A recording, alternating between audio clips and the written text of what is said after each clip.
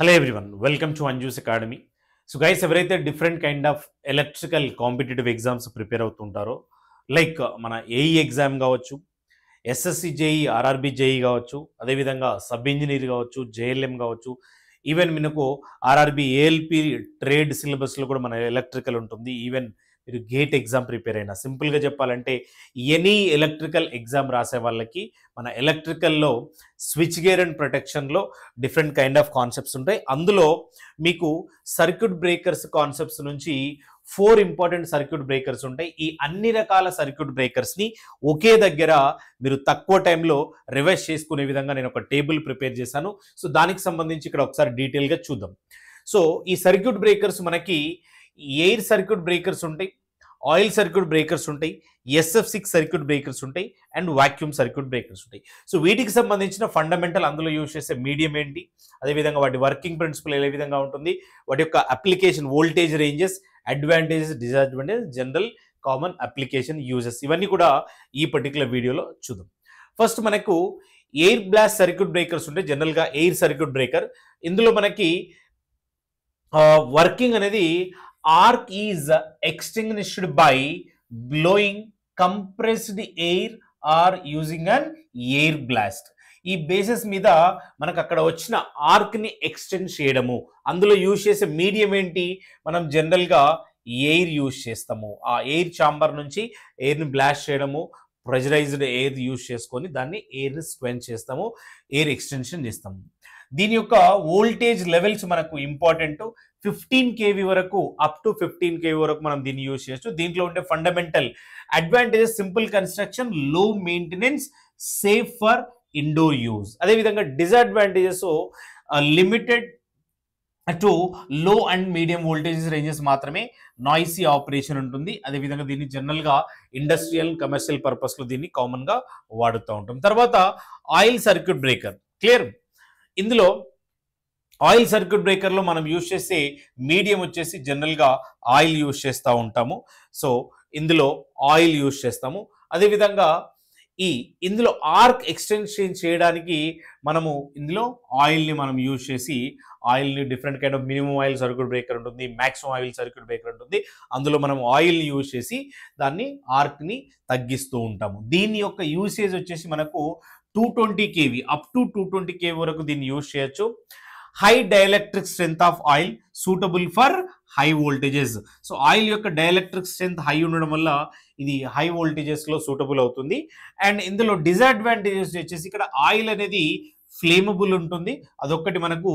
దీనికి regular maintenance కూడా అవసరం. మల్టిపుల్ ఆపరేషన్ జరగడం వల్ల దాని యొక్క ఆయిల్ డైఎలక్ట్రిక్ స్ట్రెంత్ అనేది తగ్గిపోతుంది, డైల్యూట్ అయిపోతుంది.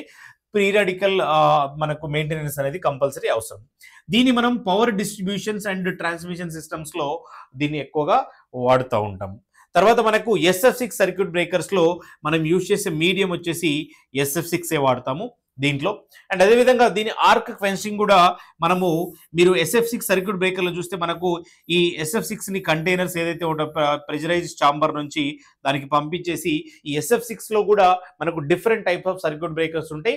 వాటి యొక్క డైరెక్షన్ మీద, అంటే ఆ SF6 ఏ డైరెక్షన్లో వస్తుంది, రేడియల్గా వస్తుందా, యాక్సియల్గా వస్తుందా, అందులో మనకు 3 డిఫరెంట్ టైప్స్ అవన్నీ ఉంటాయి.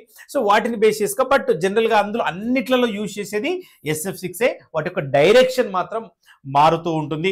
కొన్నేమో అలాంగ్ దట్ ఆర్క్ వస్తుంది, కొన్నేమో యాక్సియల్గా వస్తుంటాయి, కొన్ని ఏమో కరెక్ట్ ఎగ్జాక్ట్గా దానికి ప్యారలల్గా వస్తుంటాయి, కొన్ని రేడియల్గా వస్తుంటాయి. సో అవి డిఫరెంట్ టైప్స్. బట్ దీన్ని యూజ్ చేసే వోల్టేజ్ రేంజెస్ మనకు ఇంపార్టెంట్. ఎగ్జామ్ పాయింట్ ఆఫ్ వ్యూలో 800 kV లెవెల్స్లో దీన్ని వాడతాము, అప్ టు 800 kV. దీంట్లో ఎక్సలెంట్ ఇన్సులేషన్ అండ్ అదేవిధంగా ద లో మెయింటెనెన్స్ అవసరం ఉంటుంది. దీంట్లో ఆయిల్ లాగా దీంట్లో ఎక్కువ రెగ్యులర్ మెయింటెనెన్స్ దీనికి అవసరం లేదు. ఇది కొంచెం ఎక్స్పెన్సివ్ ఉంటుంది, SF6 వాడతాం కాబట్టి.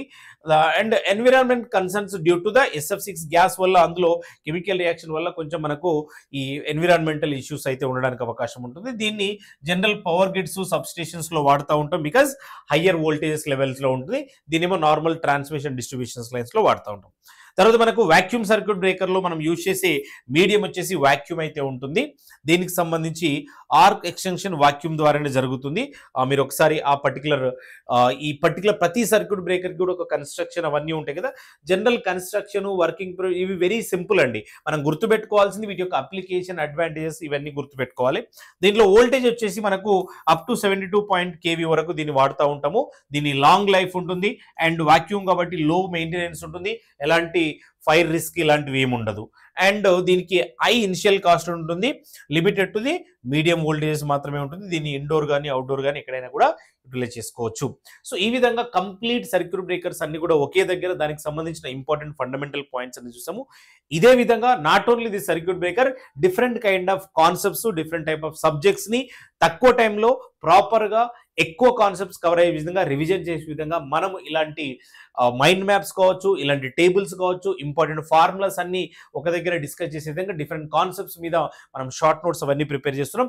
ఈ షార్ట్ నోట్స్ అంతా కూడా మీకు రెగ్యులర్ బ్యాచెస్ లో మనం ప్రొవైడ్ చేస్తున్నాం. మనకు జేఎల్ఎం బ్యాచ్ ఉంది, RRB JEE, SSC JEE, sub engineer and AE batches కూడా అవైలబుల్ ఉన్నాయి. ప్రతి బ్యాచ్ లో కూడా ఈ షార్ట్ నోట్స్ అన్ని కూడా మనం ప్రొవైడ్ చేస్తున్నాం. ఇది కూడా మనం షార్ట్ నోట్స్ లోకి వెళ్ళి తీసుకోవడం జరిగింది.